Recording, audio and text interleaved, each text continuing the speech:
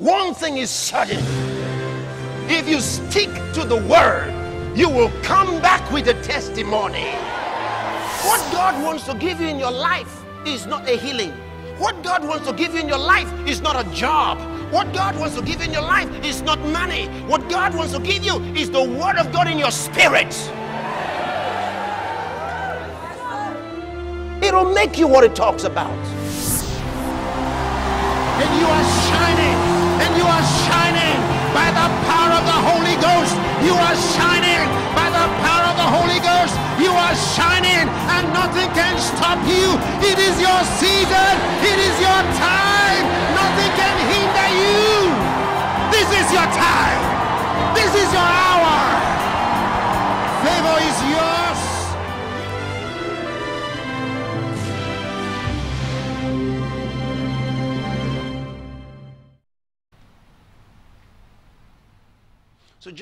Donc, simplement parce que vous servez Dieu,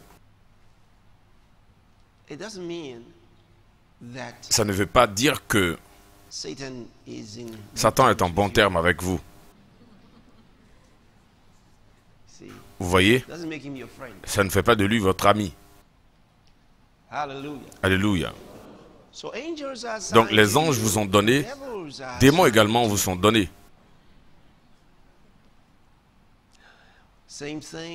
Les mêmes choses pour les familles, les mêmes choses pour les églises. Vous voyez, il y a des anges qui sont donnés aux églises, il y a des démons aussi qui sont donnés aux églises. Et parmi les anges, il y a un principal. Parmi les démons également, il y a un principal. Par exemple, si vous étudiez l'évangile de Saint Marc, chapitre 5, versets 1 à 13, vous allez découvrir comment cet homme était possédé par le démon à Gadara. La Bible dit qu'il se meurtrissait avec des pierres. Il était un véritable maniaque. Personne ne pourrait le lier. La Bible dit souvent, lié avec des fers, des pierres, mais il les brisait. Il est devenu tellement violent à telle enseigne que personne ne pouvait passer dans sa rue. Jusqu'à ce que Jésus passe par là et il commence à dire, étudiez de manière attentive, vous allez remarquer que Jésus a commencé à parler à ce démon depuis une longue distance. Et le démon n'est pas sorti automatiquement. Et l'homme a commencé à courir pour venir vers Jésus.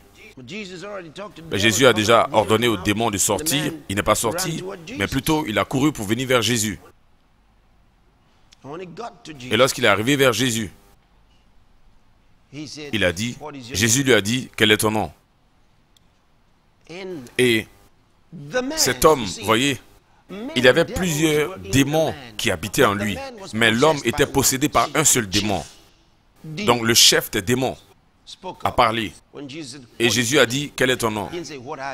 Il n'a pas dit, quels sont vos noms? Il a dit, quel est ton nom? Parce qu'il s'adressait au démon principal. Il dit, mon nom est Légion, parce que nous sommes plusieurs.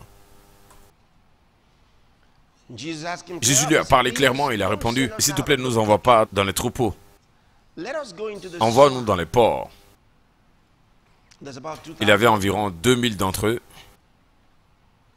Et Jésus leur a donné la direction. Je parle des ports. Jésus leur a donné la permission d'entrer. Vous savez, en ce qui concerne le nombre des légions, il y a plusieurs figures. Je pense que c'est peut-être plusieurs milliers. Certains ont dit 3000, d'autres ont dit plus de 36 000. Donc, quel que soit ce que c'est, vous pouvez prendre votre moyenne. Vous voyez? Peut-être 12 000, 14 000, 18 000 ou encore plus. Bien. Ce qui est sûr, c'est environ le nombre de démons qui se trouvent dans une seule personne. Cet homme avait ce démon en lui. Mais un seul a ouvert la porte pour tous les autres. Quand Jésus leur a demandé de sortir, ils sont tous sortis. Mais ils étaient tellement nombreux dans juste un seul homme. Alléluia. Ok. Il y avait une autre occasion. Ok, avant de vous emmener là-bas, lisons le livre de Daniel. Daniel chapitre 10. Lisons à partir du verset 1. La troisième année de Cyrus, roi de Perse, une parole fut révélée à Daniel, qui se nommait Belchassar. Cette parole, qui était véritable, annonce une grande calamité. Il fut attentif à cette parole et il eut l'intelligence de la vision. En ce temps-là, moi, Daniel, maintenant il nous raconte l'histoire en utilisant la première personne. En ce temps-là, moi, Daniel, je fus 3 semaines dans le deuil. Ça fait combien de jours, 3 semaines?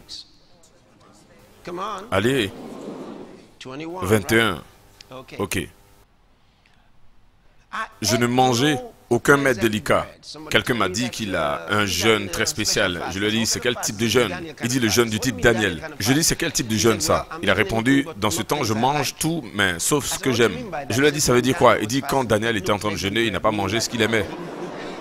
Eh bien, je ne connais rien de cela. Donc, il dit, je ne mangeais aucun mets délicat, et il n'entra ni viande, ni vin dans ma bouche. Donc il mangeait un mets qui n'était pas délicat. Je ne suis pas sûr que c'est ce qu'il essaie de nous dire, mais bon. Donc je ne sais pas le type de jeûne que vous faites. Et je ne m'oignis point jusqu'à ce que les 3 semaines fussent accomplies. Verset 4. Le 24e jour du premier mois, j'étais au bord du grand fleuve qui est Hiddekel. Je levai les yeux, je regardais, et voici, il y avait un homme vêtu de lin, et qui ayant sur les reins une ceinture d'or d'Uphaz.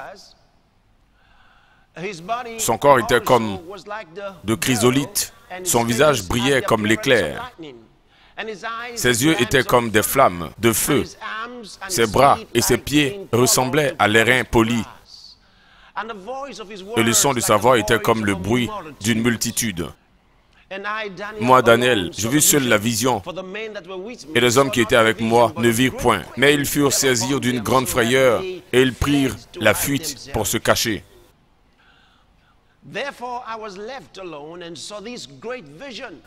Je restai seul, et je vis cette grande vision. Les forces me manquèrent, mon visage changea de couleur, et fut décomposé, et je perdis toute vigueur. J'entendis le son de ses paroles, et comme j'entendais le son de ses paroles, je tombais frappé d'étourdissement, la face contre terre.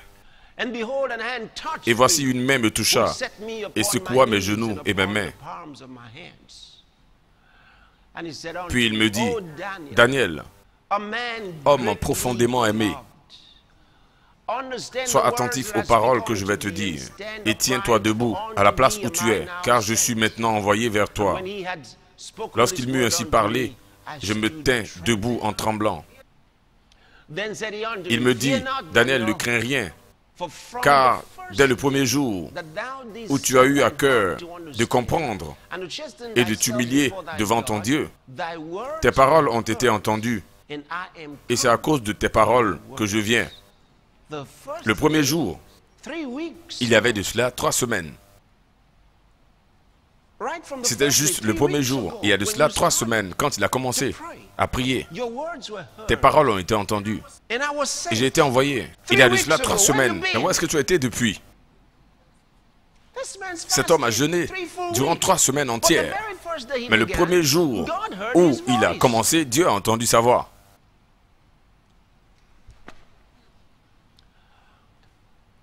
Prochain verset. Mais le chef du royaume de Perse m'a résisté 21 jours. Ça a duré 21 jours.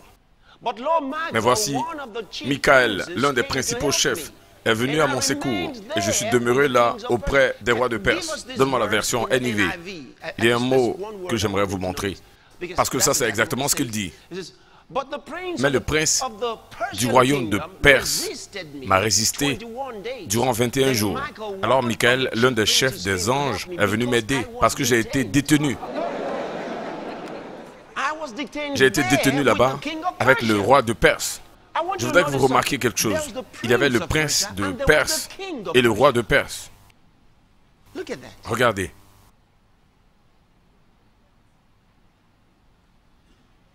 Le prince de Perse l'a arrêté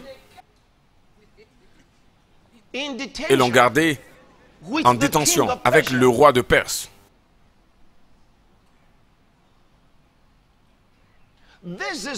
Ça, ce n'est pas le roi du règne terrestre de Perse. Là, il s'agit de la principauté des ténèbres qui gouverne ce règne. Il s'agit là d'un être spirituel qui a détenu un ange durant 21 jours. Même l'ange lui-même a dû confesser qu'il a été détenu. Regardez-le. Il dit, j'y étais détenu. J'ai été gardé là-bas. Il dit, parce que j'ai été détenu là-bas. Michael a dû venir l'aider pour le libérer. Et Michael a poursuivi dans la bataille pour libérer cet homme qui avait été détenu durant 21 jours.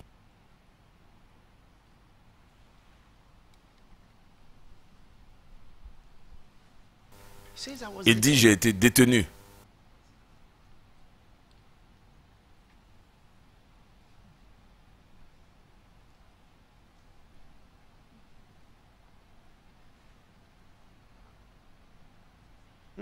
Prochain verset. Maintenant, je suis venu t'expliquer ce qui arrivera à ton peuple dans le futur, car la vision concerne un temps qui est sur le point d'arriver. Prochain verset. Tandis qu'il me disait ceci, je me suis incliné face contre terre et j'étais sans voix. Gloire à Dieu. Très bien. Allez-y au verset 20. Repartez dans votre version King James, verset 20. Il me dit, sais-tu pourquoi je suis venu vers toi? Maintenant je m'en retourne pour combattre le chef de la Perse.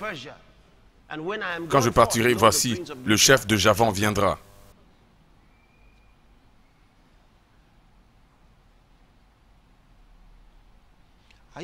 Est-ce que vous suivez ceci? Il dit à Daniel, j'espère que vous avez compris maintenant, vous avez saisi le message. Et Daniel a dit, oui, je l'ai compris. Il dit, ok, j'en reviens à la bataille. Cette bataille a débuté depuis 21 jours. Et elle continue. Parce que le premier jour où Daniel a commencé à prier, il y a 3 semaines, cet ange a été envoyé. Et ils l'ont saisi dans le règne de l'esprit. Et l'ont combattu pendant 21 jours, jusqu'à ce que Michael descende, le libérer, et rester dans ce combat. Maintenant, il doit repartir à ce combat.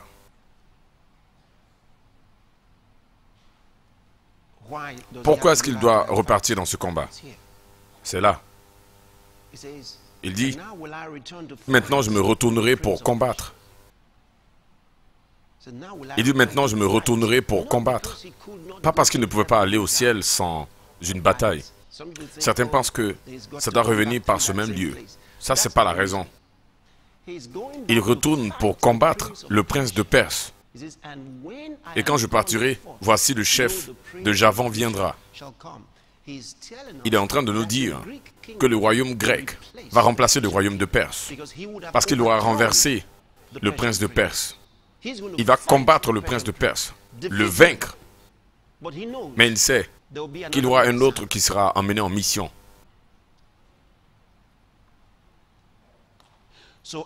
Donc vraiment, dans le règne terrestre, quelque temps après cela, s'est produit la chute de l'empire perse.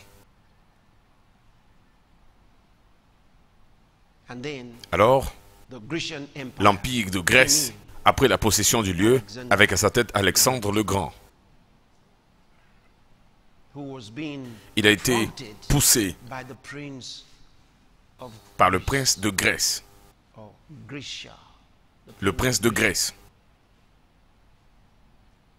C'est celui-là qui a amené le prince de Grèce, Alexandre, au trône sur le sol physique. Mais lui manipulait les choses dans le règne de l'esprit. Et ce jeune Alexandre le Grand a vaincu et battu toutes les armées qui se sont opposées à lui.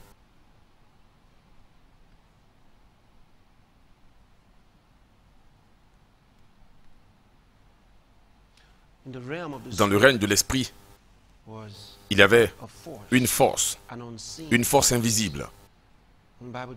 Et la Bible dit, nous ne luttons pas contre la chair et le sang, contre les principautés, les puissances, les gouverneurs des ténèbres de ce monde. Il les appelait les princes, les gouverneurs.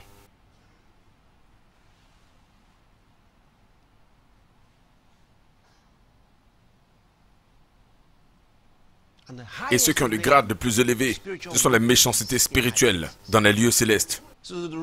Donc après eux viennent les princes, les gouverneurs des ténèbres.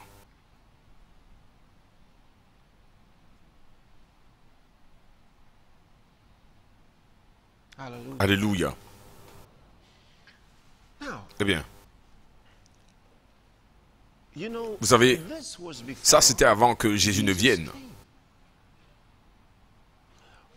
Lorsque Jésus est venu, il a dû également livrer bataille avec ces forces des ténèbres. Il devait le faire. Il devait livrer bataille avec ces forces des ténèbres. Et la Bible nous dit que Jésus les a vaincus. Et ensuite il a dit, toute autorité m'a été donnée dans les cieux et sur la terre. Alléluia. Pas seulement sur la terre, mais il a dit, dans les cieux et sur la terre, toute autorité m'a été donnée. Jésus a reçu toute autorité. Toute autorité lui a été donnée. Toute autorité a été conférée à Jésus. Il a reçu le nom qui est au-dessus de tout autre nom, afin qu'au nom de Jésus-Christ, tout genou fléchisse des choses, des êtres qui sont sur la terre, des choses et des êtres qui sont dans les cieux. Et cela inclut en dessous de la terre. Et afin que toute langue confesse que Jésus-Christ est Seigneur.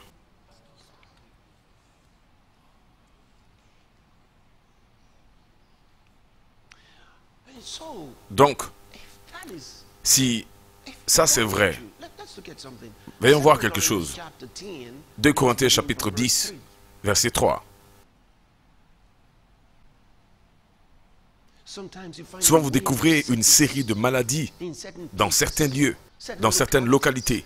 C'est la raison pour laquelle les pasteurs doivent être très sensibles. Si vous priez dans l'esprit, vous allez être capable de discerner ces choses. Mais si vous n'êtes pas un homme de prière, vous n'allez pas les discerner. Vous n'allez pas pouvoir les discerner.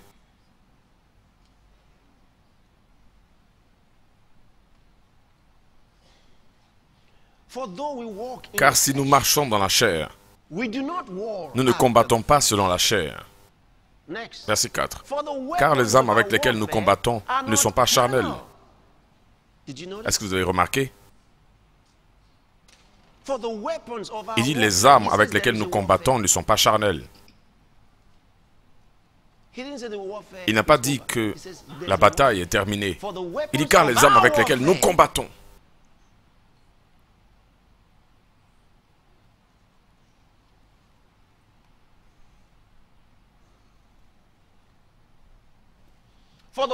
Car les armes avec lesquelles nous combattons ne sont pas charnelles, mais elles sont puissantes par la vertu de Dieu pour renverser les forteresses.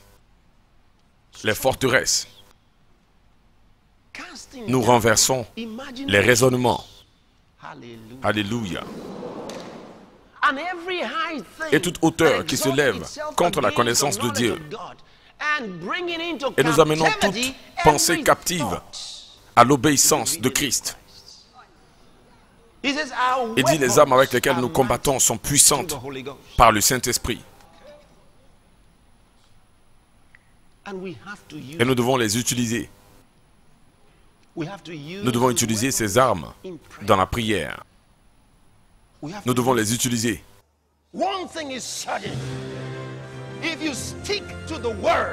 you will come back with a testimony. What God wants to give you in your life is not a healing. What God wants to give you in your life is not a job. What God wants to give you in your life is not money. What God wants to give you is the word of God in your spirit. It'll make you what it talks about. And you are shining, and you are shining by the power of the Holy Ghost. You are shining by the power of the Holy Ghost. You are shining, and nothing can stop you. It is your season. It is your time. Nothing can hinder you. This is your time.